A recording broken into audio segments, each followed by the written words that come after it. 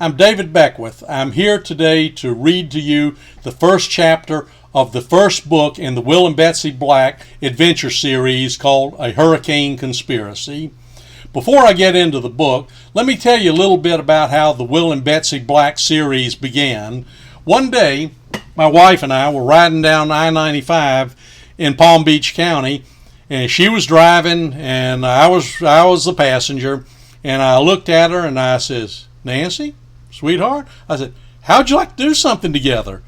And she looked back at me and she says, "David," she said, "I'm driving 80 miles an hour in heavy traffic. This is not exactly the appropriate time or the place." And I said, No, sweetie, I didn't mean it that way. I mean, how'd you like to write a book together?" And she thought about that for a couple of miles as she was dodging traffic. And she came back and she says, "Okay, I'll consider that." And I said, "Well, just so happens I got the nugget of an idea right here," and I pulled a legal pad out of the back seat. So I told her, I said, "What I foresee here is I foresee two professional people who are married, who are reluctant protagonists and do sleuthing work, kind of like Nick and Nora Charles of the Thin Man series, or Jennifer and Jonathan Hart on Heart to Heart." And she says, "Okay, I can buy into that." I said, "What do you want to call them?" I said, "Well, I want to call them Will and Betsy Black." She says, "Why?" I said, "Well, because Wilson Black was my step-granddaddy.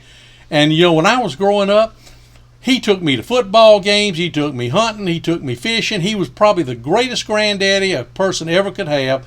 And, Pappy's dead now, and I just wanted to do something in remembrance of him." And she said, "Well, what about Betsy?" I said, "Well, Pappy's wife, my nana, she had two old summer house dresses, and one of them she called her Summer Betsy, and the other one that she called her Winter Betsy." And so, she looked at me again. So she said, "So you're telling me that your part in this book is going to be named after your granddaddy, and my part in this book's after an old worn-out house dress?" And I said, "No, I don't mean it that way." So she let me dig the hole a little deeper before she let me dig back out again. You know how these things go. And so finally she said, "Okay," she said, "but I got one condition of my own." I said, "Well, okay, what's that?" She said, "I want to start the book with it was a dark and stormy night." She said, "I always wanted to start a book that way." I said, "Okay." I said, I'll buy into that." So now let me get started on chapter 1 of A Hurricane Conspiracy. "It is a dark and stormy night," Will typed into his computer. Indeed it was. A gust of wind hit, rattled the house, and a torrent of rain followed. "Lord, I hope we get this finished and get this email off to Lexi before the power goes out," Will said to his wife, who was squinting to see the storm's progress out of the one panel they had left open in the accordion storm shutters. Betsy frowned as rain hit the window again. "You better hurry. This thing's starting to look wicked. Good grief, Will. You should have seen that bottle brush branch sway just now. They're saying that 10 more minutes and Peter comes on again with a storm update. I hope the cable isn't getting ready to crap out." I'm hurrying. I'm so flustered I keep making typos," Will replied, not bothering to hide his irritation. "Man, oh man, do you hear that avocado tree? It sounds like it's beating itself to death against the house." "Peter's coming on the air," Betsy said. "You won't hear this. Just keep your drawers on and let me finish this. I'll be in a second." We're now feeling the feeder bands as the storm approaches shore. Winds are at 50 miles per hour, gusting to 70.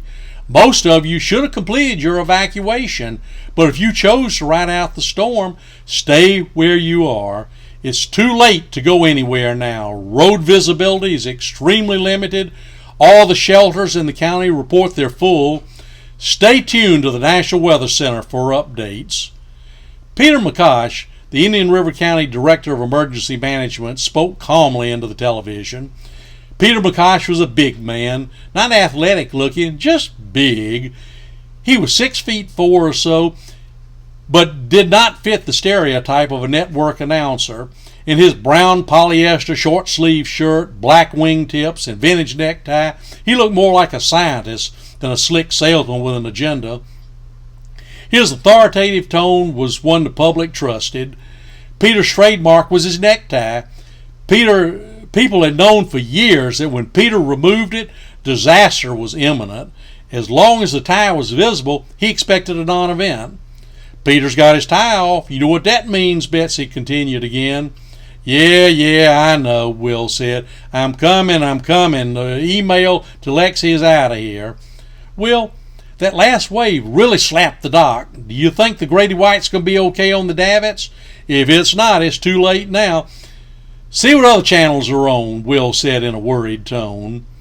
And now a report has just come into Channel 6 that the County Sheriff's Department has arrested 2 cars of revelers on State Road 60 when they refused to break up a hurricane party that was blocking the highway and preventing people from evacuating.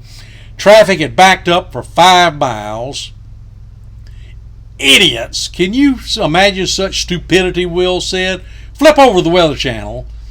This is Jim Carolla, meteorologist for the Weather Channel. I'm in the parking lot of the Seahorse Villa, a condominium complex near the Pelican Inlet. Nervousness continues to build as residents here listen and wait. As you can see behind me, some people are still out on the beach, and there's even a surfer or two. Orchid Island has been evacuated and the bridge to the mainland is being patrolled. Orchid Island residents are being allowed to leave the island, but no one is allowed to return.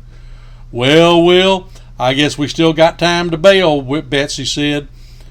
We decided we were going to ride it out, Will said. This certainly isn't our first storm. You remember Amanda. I'm still convinced this house is built to take a Cat 4 or 5. I hope you're right, Betsy mumbled. I know I am. Sometimes you just have to trust your gut and keep your head, especially when those around you don't. Something I learned years ago in the stock market. Maybe we ought to call the Walshes while we still have a telephone and see if they decide to stay put. A sudden gust of wind brought the Norfolk pine almost to the ground. A band of rain pummeled the boat again. I hope I don't regret having that boat trailered, said Will, looking through the Stygian darkness at their boat. The lights flickered. The computer went down. Lucy, the fox terrier, jumped into Betsy's lap and down again. Up, down, up, down. The avocado branches scraped the eaves of the house. Lucy bolted and hid under the couch until Betsy finally dragged her out. Lucy jumped back into Betsy's lap, every bone in her body shivering and rattling. Coco, the family dachshund, just whined in sympathy. The wind howled again. Lightning out of the sky cut the sky like a saber, and the deafening clap of thunder followed. Lucy jumped straight up. We probably should have left, Betsy said. When Will and Betsy still had time to leave, the path of the storm was uncertain. Was it going into the Gulf, or was it going to move up Florida's east coast? They decided to stay put and see the storm through at their house since their daughter Lexi was off at school, and there was only the 2 of them and the dogs to worry about. The only place they had to go was Betsy's cousin's house in Naples. Besides, they had no place to board the dogs. Public storm shelters did not allow animals. Maybe you're right, but we can't leave now for the sake of to see what we can learn from TV while we still have one, Will said. I'll fix one last hot, fresh dinner. We could easily be eaten out of a can for the next few days, Betsy said. I just know that I'm not going to have any plants left. The yard was all starting to look so good. It was a dark and stormy night. A perfect night for murder, Will murmured, giving his best Humphrey Bogart imitation. You've been watching too many episodes of Murder, She Wrote, Betsy said. Outside, another blast of wind bent the bottle brush tree.